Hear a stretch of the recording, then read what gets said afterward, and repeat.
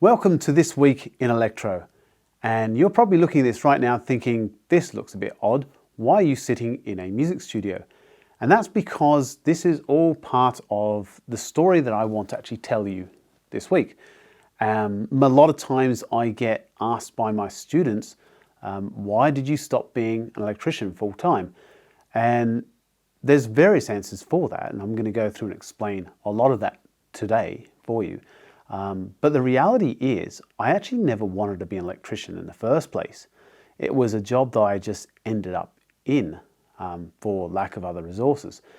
So I'm going to tell you all about that, and I'm going to tell you about my journey, and that's what this is all about this morning, so that you can learn from me and hopefully learn that you should never give up. And if you keep on trying, you will get to where you want to get to, and you can have a very fulfilling career in whatever you ever choose to do, whether that be electrical, whether it be something completely different.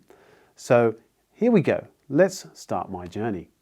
So basically, we'll go all the back to the time when I was back at school, and I graduated from high school in my year 12 year, and that was in 1991. So at the end of 1991, I finished my studies and I completed school.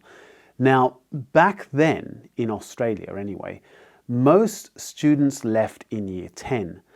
That meant that in 1989, most of the people that I went to school with had left at the end of that year, and they were getting jobs. And that was when most employers would put on their apprentices. They would hire students when they're 15, 16 years old, and anything after that wouldn't happen. Yeah, they would be really geared towards younger students. So most students would leave, and I think in year 10 we had about 160, 170 students, something like that. By the time we got to the end of year 12, there was only about 40 odd of us. So you can see the majority had left. And we were the largest year 12 class that had gone through the school at that time. So it just gives you a bit of perspective on what would happen. So anyway, that meant that in year 9, when you're 14 or 15, you had to really start to have a good grasp on what you wanted to do when you finished school. And by the end of year 10, you, by that stage, had already applied for jobs. You had been applying for jobs halfway through the year, and you already had, hopefully, your path planned out and where you wanted to go. You only went on to year 11, year 12 if you were going to university. So if you wanted a job or that required a degree, or you wanted to do something that required that extra level of education at university, then you needed to go to year 11, year 12. So by the end of year 10, I had decided that I had two goals in my life. One was I wanted to be a professional musician, hence what you can see around me today. So I wanted to be a professional musician, and ideally, I wanted to be a rock star, as many people do want to do that when they start off as musicians. And, I idolized all of that sort of music at that time in the 1980s, the glitz, the glam, the good times, all that sort of rock star rock music was the stuff that I really, really enjoyed. And that's what I wanted to do with my life. And I was in a band, and we were going to make it. That was our goal. And if that couldn't happen, then my next goal was to be a teacher, because I always wanted to teach. And in particular, by that stage, I'd pretty much decided I wanted to teach English literature. I read a lot, I enjoyed reading, and that was something that I thought I wanted to do. And I did want to do it, and I still like doing it. So anyway, that meant that if I was going to be a teacher, I needed to go on to university. So I had to stick around at school. So I didn't apply for jobs, and I didn't, look to leave school in year 10 like most other people. And that was a great decision at the time. So I went through year 11, year 12 at school. In the meantime, our band, we're trying to make it, we're recording music, and, we want to be rock stars and all that sort of stuff. So the end of 1991 comes, and we've set the final exam HSC exam, which is what it's called here in New South Wales in Australia. So we finished the exam and we get the results back. Now, the issue for us that particular year was they had changed the way they did university entrance. So before 1991, what would happen is at the end of your exam, you would get a score out of 500, and that was calculated out of the subjects you did and how well you did them. So if you got the right score to get into university, then great, excellent, there you go. You can now apply to university and away you go. But that year they changed it and they decided to bring in a ranking system, and basically they would rank you against everybody else in the state. Now, there are arguments for and against this idea. Think of it this way. If your mark out of 500 is 485, but everybody else in the state got 486, then you're going to rank last. Okay. Alternatively, the other could be, the opposite could also be true. So, there are arguments for and against. But essentially what that meant was when I got my results back, I had the marks to go to university. Excellent, happy days. But I didn't get the rank. So I didn't get to go to university, not originally. So that meant then at the end of 1991, here I am, I'm still at school. I am not a rock star yet. I am definitely not a working musician. We'd played a few gigs, but anyone that's played in rock bands knows that when you very first start, you don't make any money at all. So I'm realizing that there isn't a lot of money in music, and I now have no pathway to university. So that meant I needed to get a job. Now, I mentioned earlier that everyone left at year 10, especially if you're going to get an apprenticeship. Employers did not hire people who were, at that stage, my age was 18. They didn't they did not hire 18-year-olds as apprentices. That's just not what was done back then. So I was already a little bit up against it. And then also, Australia was then heading into recession and there wasn't a lot of work around. So I was basically faced with this issue with can't go to uni, got to get a job, haven't made it in the music industry. All right, if I'm going to do this, then I would like to be a carpenter, or I would like to be a cabinet maker because I really enjoyed making things out of wood and timber. But there were no carpenter apprenticeships available. There was no work for cabinet makers. Luckily for me, the company my father worked at was putting on about 4 or 5 apprentices that year. And that was something else too. Companies back then would put on a lot of apprentices. Now you're lucky if they put 1 or 2 on. Back then companies would put on, a lot. Small companies would put on 4 or 5 apprentices. Large companies would put on, 30 or 40. So my father's company was putting on about 4 or 5 apprentices. And so I applied and I got the apprenticeship for an electrician. I didn't even really know what an electrician did, to be absolutely honest, at that point, other than it was somebody who wired things up. That was really all I knew. So I started this job in 1992.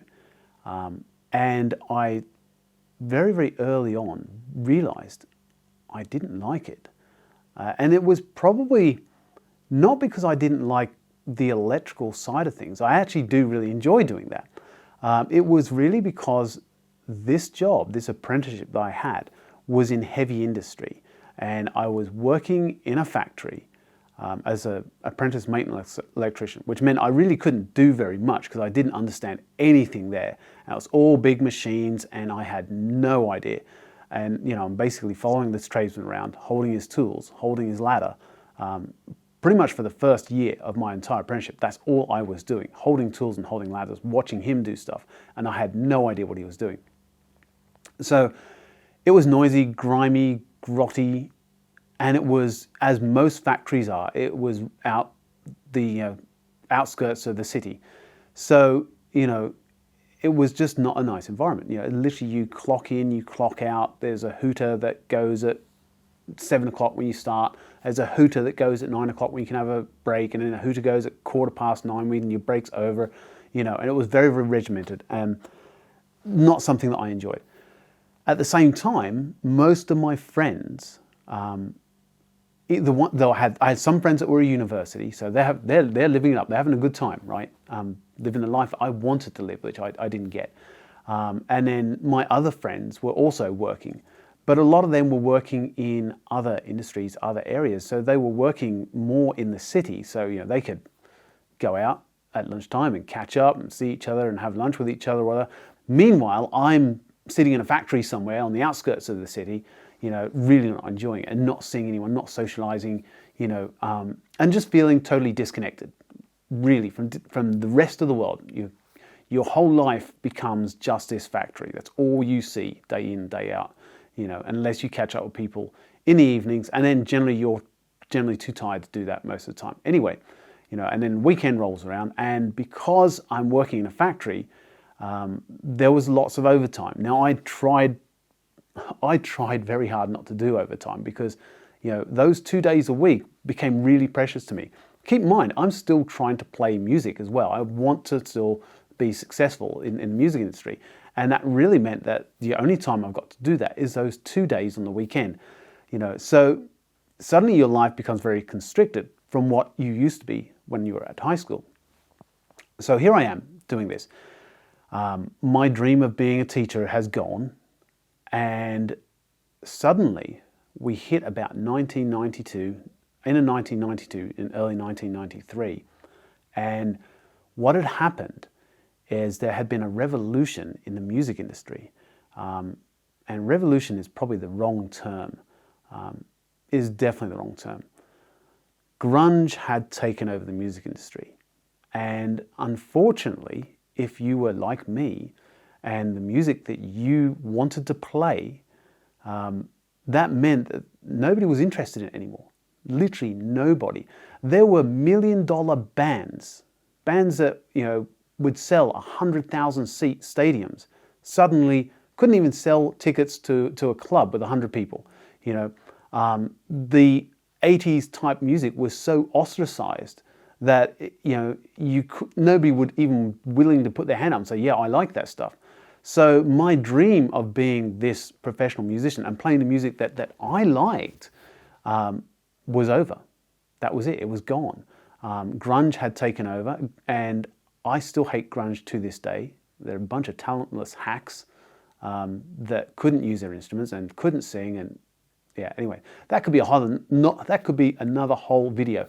I hate grunge so much because it destroyed my dream. It really did. So anyway, that meant I'm now in this apprenticeship. I'm in there for the long run. I'm not getting out. And I wasn't enjoying it. I really wasn't.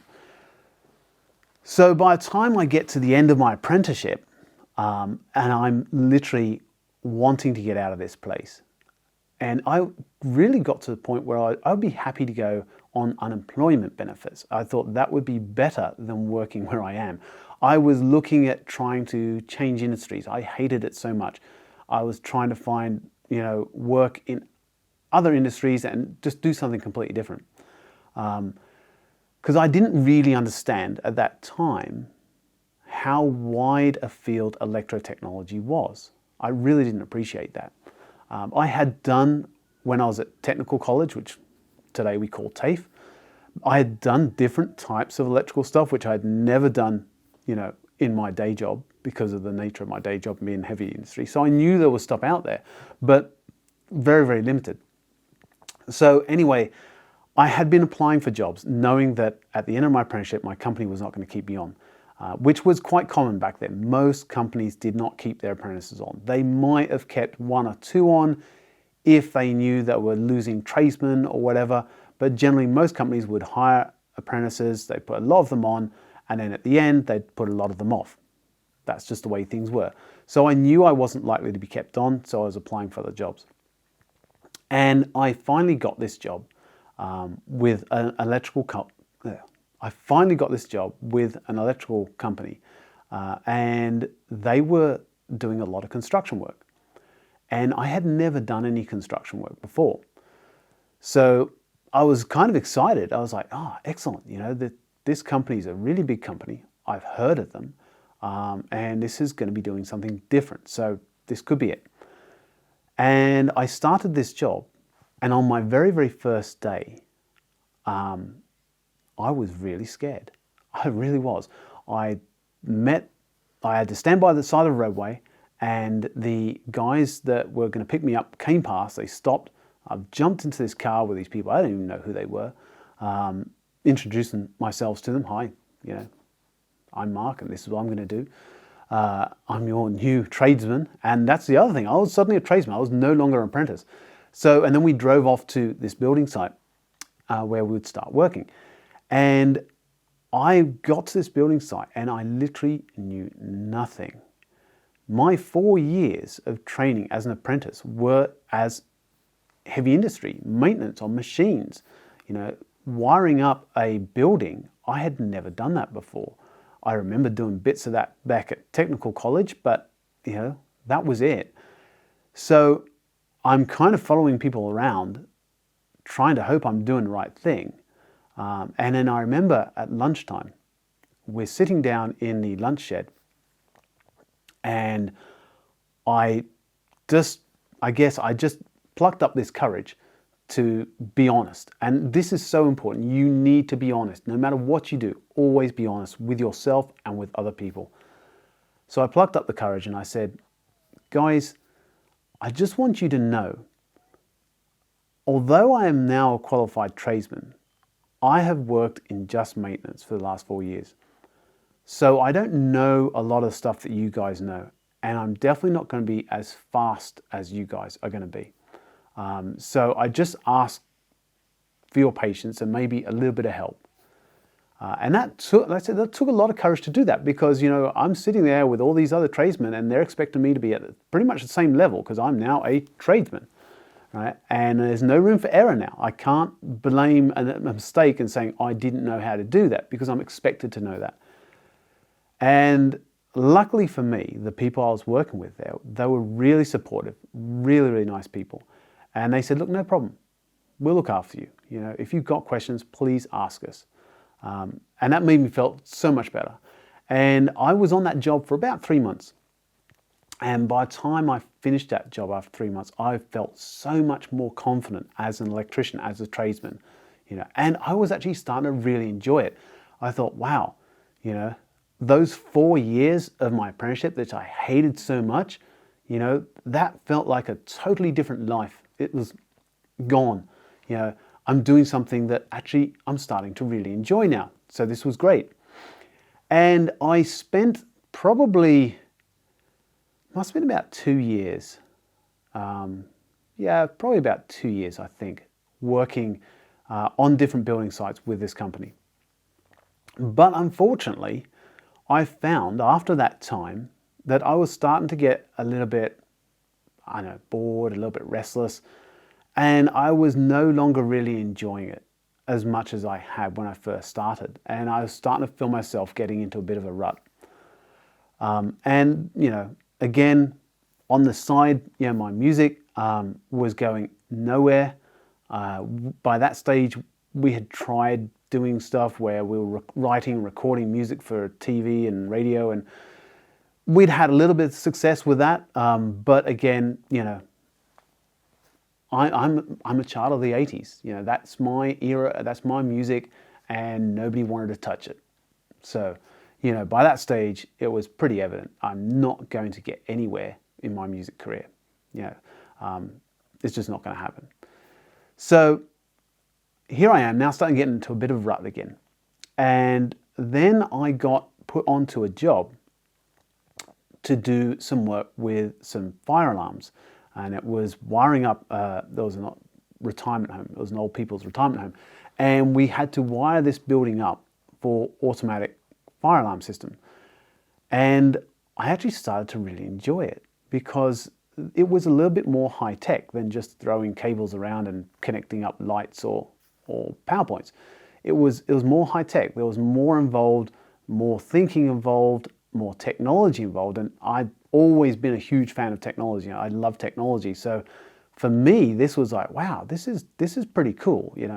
I'm liking this. So I did that job for a little while, and then the guys that were kind of controlling that, I spoke to them and said, look, I like this. I'd like to do more of this. If you've got more jobs and you need more people to give you a hand, call me. I'm happy to come and do this, rather than being on one of these other job sites. So anyway, that started to happen, which was excellent. So I started doing a fair bit of that, for the next couple of years, I think. And I was starting to really enjoy that. And I also found that some of the jobs that we did that with were, I guess, more interesting, not just the wiring side, but just more interesting buildings, So you'd be in, for example, you might do an old people's retirement home, and then might be doing something at the university, which is obviously where I wanted to get anyway. So you kind of be standing on this building site, looking at all these other people living your life, thinking that should be me. One day maybe it will be me. So anyway, I'd be doing work in the universities, to the hospitals, to juvenile detention centers, to all these really different sorts of places. And that was really enjoyable. So I remember working there, doing these different jobs for a bit, and then a position came up, a full-time position, just doing that work. Because at that stage, you've got to keep in mind, I was just an electrician, and I was just literally working from job site to job site in a company. These couple of guys that were running this section of the company wanted me there. They'd call me up and say, look, we need you for a week. Come on over. We'll take you off this job site and put you onto our job site for a week or 2 weeks or a month or whatever the case may be. So this job came up, and I had been working on some of these fire alarm job sites for a while. So I applied for the job, and I didn't get it. And I was really upset by that. Really, really upset by that, because I thought I had been working really hard now for a good year, 2 years maybe, on this industry, and really trying to show that I'm the person that needs to be doing this work. And I liked it so much. And then to not get that job was a devastating blow. It really was. And it turns out that the guy that did get the job, who, funny enough, I'm actually friends, quite good friends with now. He's a really, really good guy. But the guy that got that job, he had been working for the company, he'd been working somewhere else for quite some time. And for whatever reason, he got the job, I didn't. So that meant then I had to go back to those building sites, just wiring up power and lights and stuff. So I did. I went back to those sites. And when I went back, at that point, I felt, I guess, again, I started to feel that sort of disconnection that I'd felt back when I was an apprentice. I didn't feel that I fit anymore. I thought, this working on these sites is not me. I wasn't happy. I would look around at all the other people on these job sites. I'd be looking at the people I'm working with in my own company. And I just didn't feel right. I thought, there's more to this. There should be more to this. There's more to me than this. So I wasn't happy. And that was probably about 6 months. I was probably working there for about 6 months doing that. And then another position popped up, again, working in that fire alarm side of the company. So I applied again. And this time I got the job, and I was super happy. I was so happy. I was like, yes, this is it. This is me. This is where I'm going, right? And I know at the time, I know there were some other people that had applied for the job and were not happy. They didn't get the job, and I get it. I know how they feel, because I'd already missed it once. So anyway, I've got this job. I'm thinking, great, this is fantastic. And, I was now considered a serviceman. So that meant I had the van. I wasn't just driving myself to the job sites and carry my tools in the bag. I had the van, I had all the gear. I was in charge of jobs. I was, dealing with customers. I was dealing direct. I was almost kind of running your own company, only under a larger umbrella. That's really kind of how it worked. So that was exciting. And I did that for probably about 3 years. And of course, as with anything, nothing ever lasts forever. And that ended too. What happened was the company was a national company that we're working for. And then as with many of these things, if you work for large companies, there was another company over top of that which owned your company and owned, another 200 companies or something. Anyway, somebody had decided that maybe the shareholders needed more money or something, I don't know. But they decided to restructure the company. Now, if you have worked for a large company, or maybe you haven't worked for a large company yet, but anyone that has worked for a large company will tell you, when you hear the term restructure, that ultimately means someone's going to lose their job. And depending on where you are in that company, depends on whether you're likely to be that person. And generally it's the people towards the bottom. They're going to lose their jobs first, because realistically, as cynical as this may sound, that when restructures happen, the people at the top who are looking for their $50,000 bonus at the end of the year, they are definitely not getting restructured out of a position. They are the ones going to be deciding with their spreadsheet how many people to let go, and they will be at the bottom.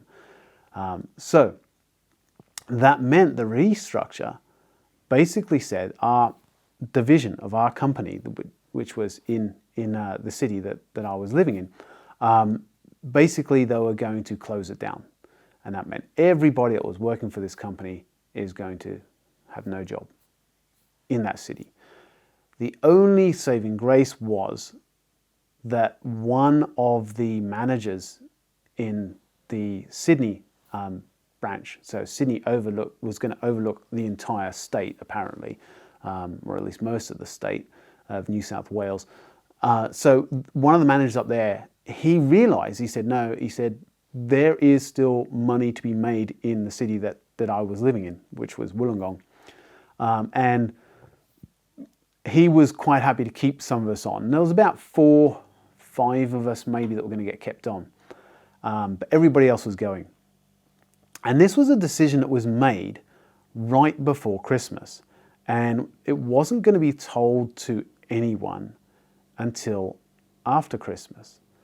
So we have our Christmas party, end of year party, and everyone's going to go off on a couple of weeks holiday. And, and I remember sitting after the party and sitting down with a couple of guys, and we're talking and having a couple of drinks, and one guy telling me about, how he was really disappointed that he didn't get the position that I had applied for, that I'd been doing for the last couple of years. And he was saying, oh, look, this other company has offered him a job, but, he's, sticking out. And I remember sitting there feeling really, really bad, because I knew in 2 weeks' time he was getting the sack. And we had been told not to say anything because there was literally 4 or 5 of us that were going to be kept on. And it was confidential. So you're sitting there with a guy telling you how upset he was that he didn't get the job that you've got, and he's basically sticking around hoping for something more, even though he's got other offers from other companies, and he's about to lose his job. So I'm trying to encourage him and say, listen, man, if somebody is offering you another position, take it. Please take it. You don't know what's going to happen in the future. Take it. And anyway, eventually he did, after the axe came down and everyone got, basically made redundant, and they lost their jobs. So this happened just after Christmas. Now, so at the same time, this section of the company that I was working in, the fire alarm section of the company, was also going to be axed, and it was actually going to be transferred over to another company. And I was told by the management in Sydney, look, don't worry, there's nothing to be worried about. There's still plenty of work for you. You'll just work as a normal electrical serviceman. But I had really enjoyed working with fire alarms, and this was what I felt I wanted to keep doing. So, suddenly I'm like, well, I got a job, that's great, but I don't want to go back and end up in a bit of a rut again. So I made the decision to leave and go to the company that was going to take all of the fire alarm work. So I did that, and I lasted about 12 months, maybe not even. Now, there are various reasons for that, and I'll probably make a video and I'll explain all of that and why I didn't last. Actually, I will make a video and I'll explain all of that, why that happened. But basically, at this point, let's just say that I wasn't if I'm being honest, I was not a good fit for that company, and that company was really not a good fit for me. We just didn't work. So I lasted probably about 12 months, and then I decided to leave. And at that point, I'm deciding to leave. All I had known up until this point, this is 2001. So from 1991, 2001, 10 years, all I had known was working as an electrician, right? My music career had not happened. Teaching definitely was not happening. But when I decided that, okay, I don't want to stick around with this company, this new company, and I'm looking for an exit strategy, I decided to try my luck at university again. And I thought, maybe I can do this, right? So I'd applied to university, and I got into university, and I actually started studying at night. And I was doing 3 days a night, 3 hours each night. So I'm working all day from, starting at 7 o'clock in the morning, all the way through to about 3, 4 o'clock in the afternoon. And then I'm going home, having like an hour break, and then going straight into university and spending the next 3 hours in university, and then getting home usually about 9:30, 10 o'clock at night. Next day, get up and do the same thing again. So I'm doing this, and I'm doing this for probably about a month before I actually decided to completely quit my day job. And again, there are reasons for that. I'll do that in another video. So I've quit my day job, I've walked out, and I'm kind of like, wow. At the time, I remember when I first walked out of the building after handing my keys in, my resignation, I actually felt like a weight had been lifted off my shoulders. For the first time in many, many years, I actually felt good. I didn't have a job to go to. I was studying, but I was studying at nighttime. Now I have to change that studying to nighttime to daytime. So I didn't really have anything to really kind of fall back on at that time, right? I still have to pay university fees. I still have to pass. I still have 4 years of university in front of me before I'm going to work as a teacher. So I'm suddenly faced with, how am I going to pay for this? What am I going to do? Although I'm feeling fantastic and I've got this weight off my shoulders and I feel so good, I'm starting to think, what now? So anyway, I was then in the electrical wholesaler. And I can't remember why I was there. I must have been there to pick something up. Can't remember exactly why, but I was in the electrical wholesaler, and I'd bumped into another guy that I used to work with, who was one of the 5 that was going to get kept on when our original company was restructuring. And he had left. He had said, you know what, stuff this. And he had left and started his own company up. And I'm chatting to him, and I told him, look, this is what I've just done. And he said to me, he said, that's interesting. He said, look, I've got a couple of jobs coming up. He said, why don't you set yourself up as your own company? And he said, you can come and work alongside me and help me out with some of my jobs. And I thought, okay, yeah, cool, why not? So that's what I did. I then went and created my own company, my own electrical company. Went and bought a van and got all my gear, kitted myself up, and again, I had money behind me to do this. Now, I'll make another video again explaining how you should do that, because you can't just jump straight into creating your own company. It's not that easy. So anyway, I set myself up and I started working with him. And I did that for a couple of years while I was studying university. And that actually worked really, really well for me, because it meant that I could go to university, and my university lectures and tutorials, they're sporadically placed throughout the week, and every session it changes. So you do a 14-week session, the next 14-week session, all those tutorials and classes change. So you couldn't hold down just a normal 9-to-5 job and do uni around that. It was really, really, you couldn't do it. It's too hard. So I was lucky, because now I was working as an electrician under my own terms, choosing the jobs I wanted to do, and I could choose when I wanted to do them. So I could earn money while I was still working, while I was still studying at university. Now, obviously, You're not going to earn huge amounts of money because you can't work that often, right? But it was enough to get me through.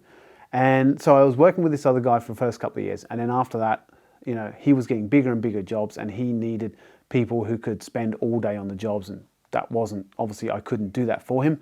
And so we said, okay, look, you know, mutually we just said, okay, that's cool. Let's you know, call our little partnership, whatever you want to call it, we'll call that quits, and that's fine, you know, and we're still friends, which is fantastic.